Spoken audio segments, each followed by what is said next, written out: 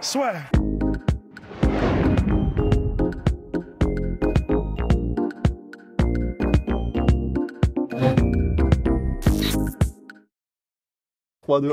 Bonjour à toutes et à tous, bienvenue dans le podcast La Sœur. Aujourd'hui, on va parler du greatest of all time. On va bien évidemment parler de Georges St-Pierre, qui est de retour sur le devant de la scène bien malgré lui, puisque celui avec lequel il partage le record de victoires consécutives dans la catégorie welterweight, 12 victoires consécutives, l'a poliment call-out. Donc on parle bien évidemment de Kamaru Usman, champion welterweight, qui aimerait avoir son super fight face à Georges St-Pierre. Très clairement, mon cher Rust, avant de démarrer, moi je trouve que c'est légitime pour Kamaru Usman, qui a déjà, et c'est ça qui est très impressionnant, le mec est champion depuis mars 2019, seulement 2 défenses de ceinture, mais il a nettoyé la catégorie, puisqu'il a une victoire sur le numéro 2, Colby Covington, numéro 3, Leon Edwards, numéro 4, Jorge Masvidal, numéro 6, si je ne m'abuse, numéro 5, Tyron Woodley, purée, numéro 7, Demian Maia, et numéro 8 ou 9, RDA, Rafael Dos Anjos. Ouais. Ah oui, ouais, bah alors là, franchement, c'est balayé, il n'y a plus à revenir. Hein. Donc clairement, à part Burns qui est numéro 1. Ouais. Et non, c'est vrai, une fois qu'il aura fait Burns, en fait. Et oui, évidemment, on pourrait reparler du rematch Masvidal avec un camp d'entraînement. Ouais. C'est vrai. Et du rematch aussi Leon Edwards avec, parce que ce sont des combattants différents maintenant. Mais quand vous regardez, il a déjà tout nettoyé, quoi. C'est vrai que c'est assez impressionnant. Donc c'est vraiment les 12 victoires consécutives, c'est pas du tout oui, contre des nobody. C'est pas contre des nobody, hein, c'est pas usurpé. Donc c'est vrai que maintenant la question c'est effectivement Georges St-Pierre.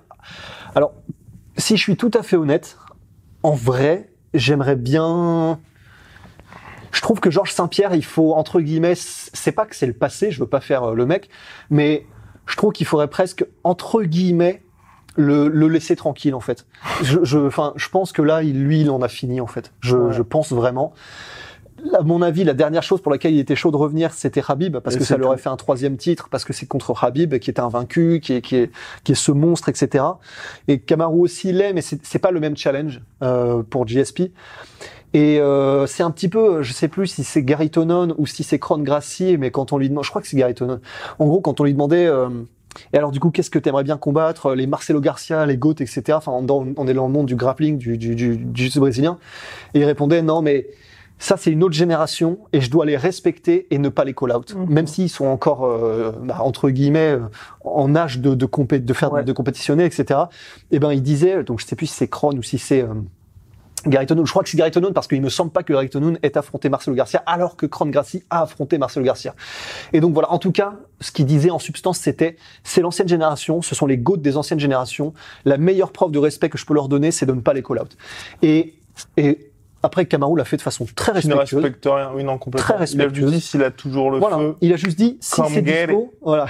Si t'es dispo, ben, moi, je suis dispo, donc on s'arrange un truc, on se fait un petit truc, on s'appelle, et puis on y va. Et donc, si c'est fait comme ça, pourquoi pas. Mais après, voilà. GSP, 39 ans, il a combattu une fois en 6 ans. C'était en novembre 2017, face à Michael Bisping, soumission 3e round. Ah oui, et puis avant ça, c'était en 2013 en plus. Ouais. Donc ça fait 7 ans qu'il a combattu, il a combattu une fois en 7 ans. Ouais. Dans une catégorie qui était en plus supérieure, enfin c'était des variables différentes. Très compliqué, puis surtout, face à Kamaru Usman, c'est ça aussi, parce que Georges St-Pierre l'a toujours dit, c'est maintenant quand il revient, faut que ça lui apporte quelque chose au niveau de son héritage. Ouais. Et là, il reviendrait dans une catégorie où il est toujours considéré comme le plus grand de tous les temps. Il a quasiment tous les records chez les welterweight. Il va pas chercher une nouvelle ceinture, comme face à Michael Bisping ou dans l'éventualité d'un combat contre Khabib Nurmagomedov. Ouais. Pour l'instant, Kamaru Usman, ce qui peut être assez dommage, n'est pas du tout considéré comme l'un des meilleurs de tous les temps. Il faut encore un petit peu plus de victoires. C'est vrai. Ouais. Donc c'est vrai que là aussi, il n'y aurait pas non plus... Enfin, pour vous et moi et Rust, qui suivons énormément le MMA, forcément, ça nous titille un petit peu parce qu'on sait qui est Kamaru Usman. Ouais. Mais si vous voulez, pour le gars qui regarde 1 ou 2 événements par an, donc quand il y a Masvidal, quand il y a Diaz ou quand il y a McGregor, ça signifie pas grand chose encore Kamaru Usman. Donc c'est vrai que pour Georges St-Pierre, c'est lui qui prendrait le risque là, parce que de toute façon, ce serait soit il gagne et là pour nous c'est un exploit, sinon les gens ils disent juste t'as battu Usman, un peu comme quand il a battu Bisping, où finalement aujourd'hui les gens disent c'était que Bisping, c'était pas Romero, c'était pas un champion comme ça. Ouais. Et s'il perd, c'est t'avais 39 ans, t'es un peu rincé, Ouais. t'aurais pas dû revenir. Ouais. Là, honnêtement, contre Kamaru, en fait, voilà, c'est ça. Je pense que t'as tout résumé. Même si c'est un challenge qui est extraordinaire parce qu'on a dit qu'il avait balayé, je sais pas s'il a, entre guillemets, grand chose à gagner, GSP, Ouais. dans le sens, Même financièrement. et même financièrement, parce que bah, c'est lui qui devrait tout porter, c'est lui qui amènerait le pay-per-view jusqu'à les nombres qu'il y aurait. Donc c'est vraiment lui qui porterait tout sur ses épaules. En plus de ça, bon bah s'il gagne, il gagne contre quelqu'un qui est pas forcément très connu des fans, à part peut-être maintenant qu'il a combattu Masvidal, mais qui est pas en tout cas, qui est pas une superstar. Kamaru Usman, on va être honnête, c'est pas encore une superstar. Donc à part le côté performance, qui Ouais. certes est là.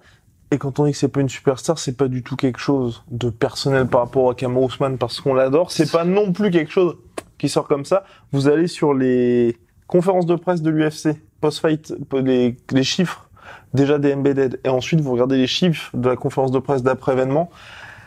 Masvidal, il est à 2,5 millions. Kamaru Usman, je crois qu'il est à 200 000 ou 300 000, quelque chose comme ça. Donc, on l'invente clairement pas. Ouais, et puis après, bah il y a aussi. Est-ce que alors, je crois que tu me disais. Ah oui, d'ailleurs, je crois qu'on n'avait pas répondu à cette question et c'est assez intéressant. Et on est dedans aux gens qui disaient. Mais les gars, quand tu sais sur nos podcasts, Ouais. Masvidal superstar et il a tiré le pay-per-view pour avec Khabib. 3 millions. Non, et des gens qui disaient, bah les gars, enfin il y avait aussi Max Holloway, il y avait Oui. aussi oui. Kamaru, il y avait aussi Rose, il y avait tout ça. C'est pas que Masvidal qui a fait le pay-per-view. Et tu avais une réponse, je sais pas si tu l'avais dit dans Oui. les podcasts, qui pour moi était parfaite parce que C'est ça, on l'avait dit dans le podcast. On l'avait dit dans le podcast je crois. Bon, on va le répéter. ouais, parce que j'ai pas souvenir, mais c'est le fait que il y a eu donc un événement précédent où il y avait tout ce En monde-là, décembre. et il y avait donc tout le monde. parce Yann, qu'en fait, il y avait, donc c'était l'UFC 245 en décembre, qui n'a même pas fait ça le comble à la T-Mobile Arena, alors que l'UFC 245, c'était mon cher Rust. Volkanovski, Max Holloway, qui était sur cette carte-là. déjà, Kamaru Usman contre Colby Covington, donc Usman qui était présent sur cette carte. Et troisième combat pour le titre, c'était Amanda Nunes contre Germaine de Randami. Ensuite, on descendait, il y avait Marlon Moraes contre José Aldo qui était présent sur la carte. Yann contre Uriah Faber, qui est donc Yann qui était présent sur la carte. Et Aljamain Sterling contre Pedro Munoz. donc en substance, il y avait déjà tout le monde. Et l'événement, ils disent, les estimations, c'est 300 000. Voilà, donc c'est pas un gros pay-per-view du tout. Là, il a fait 1 300 000. Voilà, donc enfin, en tout cas, à mon sens. Je pense pas que tous les noms que tu viens de citer et là comme ça en un claquement de doigts gagner le statut de rockstar Sly tout ce que Sans tu veux. avoir combattu entre-temps, en plus. En plus, donc pour moi et pour toi aussi, j'ai l'impression c'est une évidence que les 1 300 000 c'est uniquement Masvidal. Ouais. Et sachant qu'en plus, je vais pas, sans, non, Masvidal apporte donc 1 million en plus, puisque c'est 1 300 000 pour le 251. Et puis, je veux dire aussi, le combat Kamaru Usman Colby Covington, il était un tout petit peu attendu. Ouais, voilà, il y avait un bad blood. Voilà, c'est pas comme si le main event c'était Amanda Nunes contre Felicia Spencer. Voilà, avec tout le respect, tout le monde s'en tartinait. Oui, complètement. Et du coup, voilà. Est-ce que Georges Saint-Pierre aurait quelque chose à gagner à revenir si c'est lui qui porte toute la promotion sur les épaules? S'il gagne, il gagne contre quelqu'un qui est même pas vraiment connu du monde du sport en général. Évidemment, les fans hardcore connaissent Kamaru Usman, mais le reste pas vraiment, à part ce qu'il vient de faire contre Masvidal. Donc, au niveau de la performance, oui, mais est-ce que Georges Saint-Pierre a déjà pas prouvé tout ce qu'il avait à prouver au niveau performance? Et là, revenir, pour moi, il y aurait vraiment un côté, tu sais, c'est toujours ces moments un peu durs où c'est qui, c'est Spinks contre Tyson, non, Holmes. Ouais. Holmes contre Tyson qui revient. Bon, c'était un super champion de sa génération. Après là, c'était clairement pour l'argent. Clairement pour l'argent, mais voilà, il revient. Et c'était différent aussi, parce que c'est vrai que le mec en place, c'était lui la star. Tyson. Holmes. C'était Holmes la star quand il est revenu contre non, Tyson. c'était Tyson. Qui était Voilà, la c'est star. ça, c'est ça. Donc le setup est différent, mais c'était en tout cas ce que je veux dire, une ancienne star qui revient contre le nouveau champion. Et entre guillemets, qui avait déjà tout prouvé dans sa génération, il revient et il se fait juste éclater. Et c'est trop dommage. Il a plus rien à prouver, Georges Saint-Pierre, en fait. C'est pour ça que je trouve que c'est dommage. Là, stylistiquement, on peut commencer à en parler aussi. Après, ce serait beau. Enfin, moi, je voulais juste finir sur les pay-per-view, mon cher, avant c'était pour Habib Nurmagomedov. Parce qu'on a pas mal qui ont dit non, c'est Habib plutôt que Masvidal. Là, on est complètement d'accord avec vous. Mondialement, c'est Habib qui est le plus connu, il a plus de followers sur les réseaux sociaux. Mais ce qui compte véritablement, c'est l'achat de pay-per-view. Donc, quand vous avez 25 millions de fans qui n'achètent pas de pay-per-view, ça intéresse pas l'UFC. Alors que Jorge Masvidal, c'est la première vraie grosse star qui a réussi à capter le public hispano aux États-Unis, tous les c'est latinos. vrai. Ça, c'est vrai. Et donc ça, pour l'UFC, Ken Velasquez qui était champion n'avait pas du tout ce pouvoir de ramener exactement. Et ça, c'est comme quand vous comparez Canelo Alvarez, qui a pas énormément de fans, sauf que chaque fois qu'il combat, il tape le million.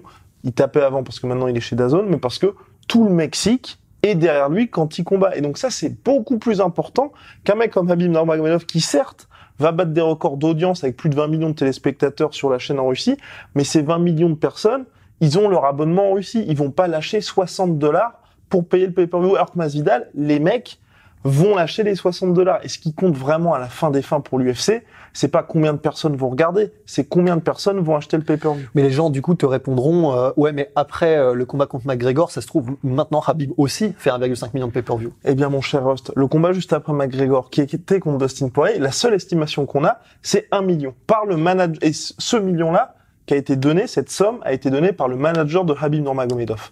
Et donc, ça, vous pouvez être sûr que c'est une estimation. voilà. Et c'est pour ça que c'est un petit peu compliqué. Et les gens ont dit, bah, il a dit ça, donc ils prennent ça comme, on va dire, argent comptant. Sauf que quand il y a quelqu'un, et c'est pour ça que nous, à chaque fois, quand on source à chaque fois les journalistes et pas les personnes Évidemment. qui sont partie prenante là-dedans, parce que quand vous avez un intérêt et que vous êtes le manager de Khabib, vous avez tout intérêt à monter gonfler, un quoi. petit peu le truc. Bah et ça, c'est pas du tout, on va pas pointer du doigt, c'est même, on est le manager de Khabib, bah, faut bien dire sûr. ça, parce que c'est le métier. tu sais que personne n'aura les vrais chiffres. Alors que Jorge Masvidal, c'est un journaliste de The Athletic qui est Monsieur Box qui a sorti ça. Donc vous pouvez être sûr que le gars, il va pas se griller en sortant un chiffre qui Tombé sort du chapeau. Exactement. Enfin, sorti du chapeau. Alors que le manager de Khabib Nurmagomedov, peut-être qu'il a raison sur Dustin Poirier Khabib, mais il fait partie du truc et il y a personne d'autre en fait qui a confirmé ce chiffre-là. Alors que les 1 300 000, ça a été confirmé par d'autres journalistes. Donc c'est pour ça qu'on tend à plutôt aller du côté du journaliste. Et j'ajouterais aussi que Dustin Poirier contre Khabib, le manager de Khabib avait dit 1 million. Là, la source a dit 1,3 million. Donc ça fait quand même 300 000 en plus. C'est vrai. Mais si c'est vrai que c'est 1 million, c'est donc C'est quand même beaucoup. Star. Oui, c'est non, quand même complètement. énorme. Complètement. Parce qu'un million, voilà, on regardait ça tout à l'heure avec Guillaume, 1 million, Georges Saint-Pierre n'a jamais fait 1 million de pay-per-view. Ouais, alors que c'était beaucoup plus simple à l'époque. Donc, alors que c'était beaucoup plus simple à l'époque. Donc, Khabib reste une méga star quand même. Ouais, exactement. Donc, ouais. Et on en était où à part Donc c'était ça juste pour dire que finalement, ce qui compte, c'est le nombre de mecs qui lâchent pour payer les pay-per-view, si vous voulez. Oui. Comme quand CM Punk était arrivé et qu'il était troisième combat de la soirée, qu'il y avait eu 500 000 personnes qui étaient venues pour regarder ses débuts contre Mickey Gall. Alors que CM Punk, sur les réseaux sociaux, est beaucoup moins important qu'un Khabib, ou même Brock Lesnar. Brock Lesnar qui a même pas de compte Instagram, si vous voulez. Oh, il est trop occupé à décagner du cerf avec sa 22. Exactement. Un peu au niveau du combat. Kamaru Usman contre Georges Saint-Pierre. Alors, pour ma part, moi, je vois Georges Saint-Pierre, je le vois aujourd'hui, je le vois dans son prime. Pourquoi mon cher Ross? Parce que Georges Saint-Pierre, il n'a eu que ça, en fait, des lutteurs.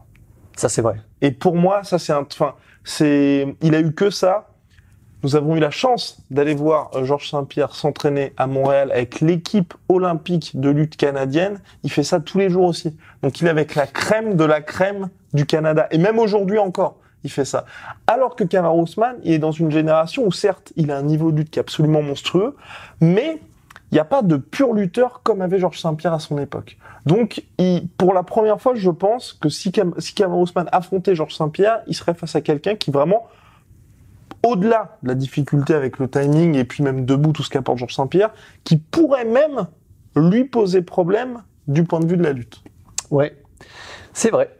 Après, on a regardé juste avant le combat contre Johnny Hendricks, et quand même bien chaud. Alors après, en fait, il a combattu donc des lutteurs avant ça. Il a combattu 3 fois Matt Hughes, Georges Saint-Pierre, 2 fois Josh Koscheck, Sean Sherk. Il a combattu John Fitch, qui est un lutteur aussi.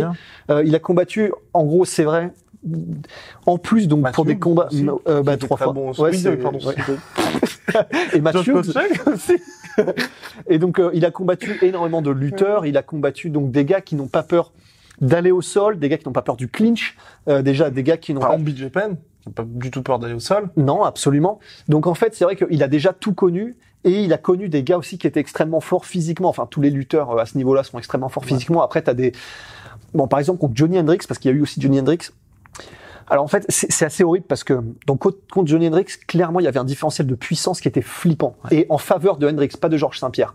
Il y a des moments où ils étaient en clinch, en 50-50, genre à quelques mètres de la cage, et t'as l'impression que Johnny Hendricks vraiment, mais il amène son gamin, tu sais, il le reprend à l'école, à la garderie, tu vois. C'est vraiment tranquille et je te ramène avec un bras contre la cage.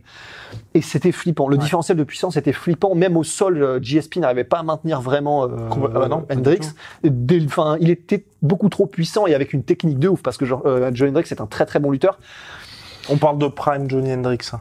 Oui. Alors, on parle de Prime Johnny Hendricks et comment est-ce qu'on va faire ? Non, mais pas comment est-ce qu'on va faire. Moi, j'ai envie de dire, le Johnny Hendricks que Georges Saint-Pierre a affronté, je pense que physiquement, il n'y a pas eu plus fort welterweight, dans le sens vraiment force physique. Ouais. Et donc, Georges Saint-Pierre a déjà connu ça. Donc, ce côté, donc Georges Saint-Pierre qui est quand même lui aussi une marmule de l'espace de ce côté-là. Donc, quand vous avez un Georges Saint-Pierre qui a même déjà connu l'enfer Johnny Hendricks, bah, ouais, il adapterait. Je pense que Kamaru Usman, c'est, on va dire, max du max kiff avec Johnny Hendricks niveau force physique. Vraiment max, parce que honnêtement, enfin vraiment, on vous assure. Regardez ce combat d'ailleurs. Je crois qu'il est sur peut-être sur le YouTube de l'UFC, peut-être qu'ils l'ont sorti. Ah peut-être. En tout cas, il est sur Fight Pass. Oui. Mais c'est vrai que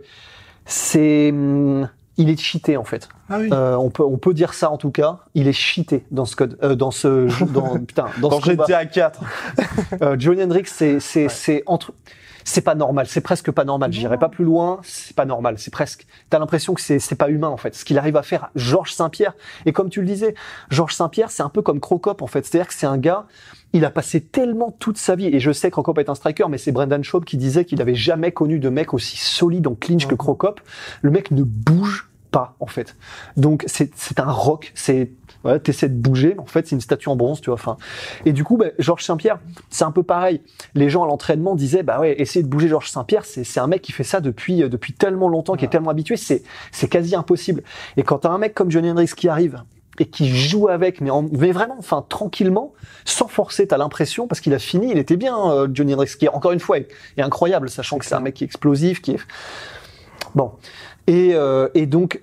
C'est vrai que premièrement, je pense que Georges Saint-Pierre adapterait sa stratégie et en plus de ça, pour revenir à ce que tu disais, j'ai beaucoup de mal à croire que Kamaru Usman, qui est lui-même ultra physique, je pense qu'il le serait pas autant que ce Johnny Hendricks-là, et d'autant plus que j'ai pas fait mes devoirs jusqu'à la fin et j'ai pas regardé la taille de Kamaru Usman. Je crois qu'il a un 83 ou un 85. Oh, moins que ça. Moins que ça? Moins que ça, ouais. Merde, j'aurais dû regarder. Mais ouais. Et en tout cas, voilà, je pense pas non plus qu'il soit plus puissant que Johnny Hendricks. Et de toute façon, voilà, je pense que maintenant qu'il a connu ça, effectivement, Georges Saint-Pierre, il adapterait sa stratégie pour ne pas se retrouver en clinch, en Exactement. fait. Soit il resterait beaucoup plus à distance à l'extérieur, soit ce qu'il peut faire, hein. Il a montré contre Josh Koscheck, c'est que absolument. Le 1 ou le 2. Bah je crois que en tout cas, enfin le jab, le premier, oui c'est ça. Ouais, il le Superman jab, enfin jusqu'à Saturne. All day. I could do this all day. Ouais. Et voilà, donc il adapterait sa stratégie. Et debout. Là, debout, non. Debout, c'est chaud pour Kamaru. Après. Je demande à voir parce que je pense que GSP a l'avantage, parce que timing de ouf, parce que il n'aurait pas peur non plus en fait. Enfin, pas peur dans le sens où, à la différence de tous les adversaires de Kamaru Usman, c'est pas il y aurait aucune crainte. Du chaos. Pas du chaos, de se faire amener au sol. Parce que tous les adversaires de Kamaru Usman, ils ont leur chance debout. À part, enfin, tu vois, je pense qu'on aura un combat un peu comme Covington contre Kamaru Usman, où les deux se disent, si on va dans le grappling, on en a quand même pour une sacrée longue soirée. Ouais. Donc on va se mettre tous les deux d'accord pour rester debout. Et où tu vois, t'as un espèce de truc où Georges Saint-Pierre, Kamaru Usman respecte la lutte de Georges Saint-Pierre et réciproquement. Ouais. Et donc le combat se déroule debout. Ouais. Jusqu'à ce que Kamaru Usman, je pense, prenne trop cher debout et décide de lutter. Ouais, parce que voilà, c'est vrai que Kamaru Usman, on le répète, il a des bonnes combinaisons et il est vraiment bon en offense. Mais il est relativement, entre guillemets, il a pas différents jeux, il a pas différents niveaux de striking, en fait. Ouais. Il a son niveau de striking, donc il balance, il envoie, il est capable d'envoyer en combinaison à différents niveaux, etc. Quelques feintes, quand même. Quelques feintes, mais voilà, ça reste, c'est pas aussi subtil que les meilleurs strikers. Et Georges Saint-Pierre, c'est pas non plus ultra subtil et poussé, mais C'est seulement de très bons fondamentaux. en fait, voilà, les fondamentaux de GSP, le coup d'œil, le timing, la gestion des distances et la diversité des attaques aussi, Ouais. parce qu'il est beaucoup plus divers que Kamaru. C'est quand même le niveau au-dessus. C'est vraiment quand même le niveau au-dessus dans les fondamentaux. Donc, et il a ce côté aussi beaucoup plus léger sur ses appuis, capable de faire du in and out un peu plus. Tandis que voilà, Kamaru, il en a un petit peu, mais c'est pas autant maîtrisé que GSP, qui est capable vraiment de se mettre en stance de karaté et d'être beaucoup plus mobile, de se déplacer latéralement, etc. Ouais. Il est beaucoup plus plat. Il est beaucoup plus lourd sur les appuis, Kamaru. Donc je pense que Georges Saint-Pierre trouverait la solution pour le dominer debout, le finir, je ne pense pas, mais le dominer. Mais je vois même pas GSP le finir où que ce soit en fait. Non, je le vois mal le soumettre, même si d'accord, il a fini Bisping et Bisping n'est pas du tout évident à terminer. Hein. À finir et à soumettre en tout cas. C'était hyper intelligent ce que Georges Saint-Pierre a fait. Ouais. Knockdown, coup de coude, il voyait que ça passait pas. Pof, on change. Enfin, c'était super, surtout à ce moment-là du combat où il était dans le rouge, le petit Georges Saint-Pierre. Mais petit Georges Saint-Pierre. Mais donc pour finir sur Kamaru Usman, ouais, c'est pour ça. Je pense que niveau stratégie, ce serait assez compliqué pour lui. Ouais. Ouais, un peu tendu. Et le côté Georges Saint-Pierre de 39 ans, ça c'est quelque chose, j'ai un peu de mal à y croire dans le sens où, enfin, si on se dit Georges Saint-Pierre revient, vous pouvez être sûr que Georges Saint-Pierre il va revenir au top en fait. Et d'autant plus que, alors c'est très étrange, c'est une impression. Et Bisping honnêtement quand il était revenu le premier round. Oui, non, c'était magnifique. Jusqu'à ce que, parce qu'en fait, et c'est ce qui est assez dingue, c'est contre Bisping en fait il a galéré sur la phase où en gros il était en position dominante au sol. Et c'est là que Bisping l'a ouvert, parce qu'en fait, Georges Saint-Pierre, c'est ce qu'il a dit ensuite, lors de son camp d'entraînement, il était en mode, la lutte, je gère, et puis il avait déjà son expérience de sparring avec Bisping, où il lui avait un peu roulé dessus. Donc voilà, donc vous dire que... Allegedly, exactement. Où, donc Georges Saint-Pierre, dans son point fort, normalement, c'est là qu'il a vraiment galéré contre Michael Bisping. Et quand il est arrivé, le premier round qu'il fait, il est somptueux. Non, c'est magnifique. Et personne pouvait s'attendre à ça, mais que ça fait 6 ans qu'il a pas combattu. Il monte de catégorie face au champion Michael Bisping. Vous pouvez dire ce que vous voulez, mais il est quand même champion Michael Bisping. Et debout, il fait ça. Ouais, non, c'est magnifique, hein. Bisping, voilà, on dit ce qu'on veut. En plus, c'est un ancien light heavyweight invaincu et tout. Non, il est, voilà. Ça reste quand même un top 5 mondial à ce moment-là, quand même, Bisping. Mais il est champion. Oui, non, il est champion. Tu vois, au niveau du niveau qu'on lui donnerait, voilà. Oui, c'est top 5, complètement. Voilà. Donc, ça reste quand même énorme, Et en plus, Georges Saint-Pierre, là, pareil, c'est un peu du domaine du ressenti, mais Ousmane, j'ai l'impression qu'il est cassé. Et physiquement, j'ai l'impression qu'il est déjà ruiné, en fait. On dit tout le temps ça, mais à chaque fois... Et à chaque fois, il revient au top. Mais tu vois, je sais pas. Courir. Ouais, voilà. Et ça se trouve, c'est Ali Abdelaziz qui balance ça, ou c'est quelqu'un dans son camp qui dit ça pour un peu augmenter la légende. Je sais pas, gonfler la légende, mais voilà, le fait qu'il est obligé de marcher pieds nus sur l'herbe, sinon ses genoux et ses tibias lui font trop mal. Le fait qu'il est cassé entre les camps d'entraînement, il est obligé de tourner autour de toutes ses blessures. Et Georges Saint-Pierre aussi, hein, il est probablement cassé de partout, il s'est fait refaire les genoux plusieurs fois, etc. Mais Georges Saint-Pierre, j'ai cette impression que lui, il est beaucoup plus dans cette... qui continue, lui, d'être H24, 7 jours sur 7, 365 sur 365, ouais. Il s'entraîne, c'est un artiste martial, il continue de s'entraîner à la Renzo Gracie Academy, il continue de s'entraîner chez Phil Nurse, je crois que c'est toujours Phil Nurse, il continue de s'entraîner avec Danaher, donc à la Renzo Gracie Academy, qui continue à constamment et tous les jours, entre guillemets, peaufiner ses skills et s'entraîner. Il s'arrête jamais, en fait, Georges Saint-Pierre, c'est parce que c'est ce qu'il dit lui-même, ce qu'il adore le plus, c'est l'entraînement, en fait. C'est pas le combat. Donc, c'est vrai que physiquement, je pense... Et puis, il est reposé aussi, mineur. Ne pas avoir ses camps d'entraînement, pas ses combats non plus. Oui, parce que ça joue énormément. Enfin, disons, le grind de camp d'entraînement après camp d'entraînement, ça éreinte, ça te tue à petit feu, en fait. Donc, après, voilà, quand même, malgré tout, il resterait à 39 ans. Un homme de 39 ans. Mais il a quel âge, Kamaru? Eh oui! 33 ans, le petit Kamaru. Enfin, petit, faut que j'arrête de dire petit, parce que bon... Enfin, qui se calme, Guillaume. Oui, non. Le grand Kamaru, il a quand même 39 ans. Il a 33 ans aussi, et c'est vrai qu'il y a tout ce côté physique. Non, mais après, moi, je sais pas. Enfin, honnêtement, personnellement, je me trompe peut-être, mais pour moi, comme on voit à quel point Georges Saint-Pierre est assidu ne s'arrête jamais et écoute son corps. Ouais. Et aujourd'hui, en plus, à pas tous ces camps d'entraînement, je pense que ce serait vraiment kiff-kiff entre les deux. Parce que d'un côté, il y a Kamaru Usman, comme l'a dit Rust, enfin, tout ce qu'a dit Rust, voilà. De l'autre, Georges Saint-Pierre, qui serait vraiment reposé, qui reviendra. Ouais, là, ça se trouve, il est en train de vivre sa meilleure vie, il est en train de toutes ses blessures, il en a pris soin. Enfin, on sait pas. Mais tout ce qu'on sait, c'est que il est tellement brillant au niveau de la science du combat et de la science du corps humain que tu peux être sûr que là, il l'a fait, de prendre soin de toutes ses blessures, de tout gérer, de tout revenir entre guillemets. Et de ce qu'on a vu il y a 2 ans et demi, il était bien.